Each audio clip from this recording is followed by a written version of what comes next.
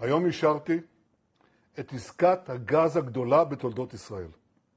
Pemerintah Mesir menepis anggapan negatif terkait kesepakatan pembelian gas alam dari Israel yang nilainya mencapai 35 miliar dolar Amerika. Otoritas Kairo menegaskan, kerjasama tersebut murni bersifat komersial dan tidak berkaitan dengan kepentingan politik apapun. Pernyataan ini disampaikan menyusul pengumuman Perdana Menteri Israel Benjamin Netanyahu mengenai kontrak pengiriman gas ke Mesir hingga tahun 2040. Kesepakatan itu sempat memicu kontroversi karena Mesir dinilai tetap menjalin kerjasama ekonomi dengan Israel di tengah konflik Palestina. Ketua Layanan Informasi Negara Mesir, Dia Raswan, menyatakan kontrak tersebut disusun berdasarkan pertimbangan ekonomi dan mekanisme investasi internasional. Ia menegaskan dukungan Mesir terhadap perjuangan Palestina tidak berubah dan tetap berpegang pada solusi dua negara.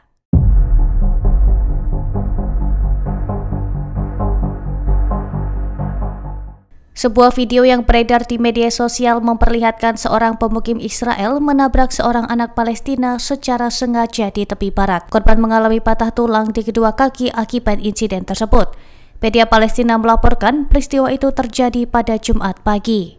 Insiden berlangsung di jalanan Amman sebelah timur kota Nablus tepi barat bagian utara. Menurut kantor berita Palestina, Wafa, sekelompok pemukim Israel ilegal memasuki wilayah itu dengan kendaraan. Saat melintas di jalan, salah satu kendaraan melaju kencang dan menabrak korban dari arah depan. Rekaman video menunjukkan korban terpental ke udara setelah tertabrak. Ia kemudian jatuh di sisi jalan dalam kondisi terluka parah. Militer Israel mengonfirmasi laporan insiden tersebut. Harian Israel melaporkan pelaku berasal dari kelompok Yahudi Hasid Breslov. Kelompok itu disebut memasuki Nablus tanpa izin untuk mengunjungi makam Yusuf. Insiden tabrak lari terjadi saat mereka meninggalkan lokasi tersebut. Surat kabar Haaretz melaporkan kendaraan pelaku sempat berbalik setelah kejadian. Para pemukim kemudian melarikan diri dari lokasi.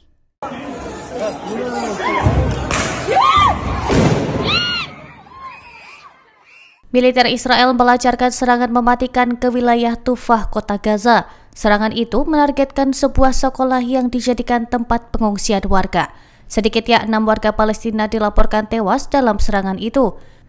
Sejumlah korban lainnya mengalami luka-luka. Sumber lokal menyebut serangan terjadi pada Jumat 19 Desember. Saat itu, keluarga pengungsi tengah berkumpul untuk menghadiri sebuah acara pernikahan. Serangan dilakukan dengan tembakan tank Israel. Peluru menghantam lantai 2 bangunan sekolah yang dijadikan tempat berlindung. Sejak perjanjian yang dimediasi Amerika Serikat berlaku pada Oktober lalu, ratusan pelanggaran telah terjadi. Al Jazeera melaporkan bahwa mayoritas korban merupakan warga sipil. Anak-anak termasuk di antara korban tewas akibat serangan tersebut.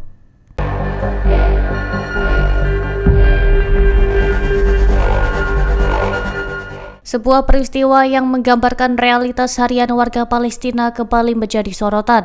Dalam insiden, tentara Israel dilaporkan melepaskan anjing untuk menyerang dan menangkap seorang anak Palestina yang terlihat ketakutan. Penggunaan anjing militer terhadap anak di bawah umur memicu kecaman dan keprihatinan dari berbagai pihak. Kasus lain juga dilaporkan terjadi dalam konteks kekerasan serupa. Seorang warga Palestina bernama Ahmad Mahmud Abdu dilaporkan tewas akibat tindakan pasukan Israel. Setelah kematiannya, keluarga korban menyebut anjing-anjing militer dilepaskan di area makam. Tindakan itu dinilai sebagai bentuk penodaan terhadap makam dan jenazah korban. Peristiwa-peristiwa ini kembali menyoroti kondisi keamanan warga sipil Palestina, khususnya anak-anak yang kerap menjadi korban dalam situasi pendudukan dan operasi militer. Laporan-laporan semacam ini terus memicu perhatian internasional.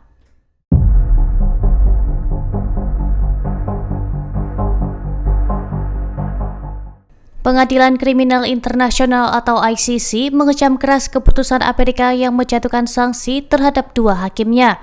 Sanksi tersebut terkait keterlibatan para hakim dalam penyelidikan dugaan kejahatan perang Israel di jalur Gaza. ICC menilai langkah Washington sebagai serangan terbuka terhadap independensi peradilan internasional. Tindakan itu disebut berpotensi melemahkan supremasi hukum global.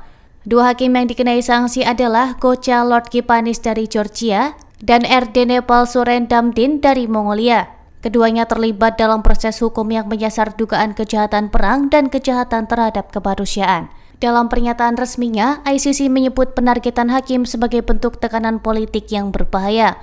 Lembaga tersebut menegaskan peradilan internasional seharusnya bekerja secara independen dan tidak memihak. ICC juga menyatakan dukungan penuh kepada para hakim, jaksa, dan stafnya, termasuk para korban kejahatan serius yang menggantungkan harapan pada proses hukum internasional. Pemerintah Amerika Serikat menyebut sanksi itu sebagai respons atas apa yang mereka anggap sebagai politisasi ICC.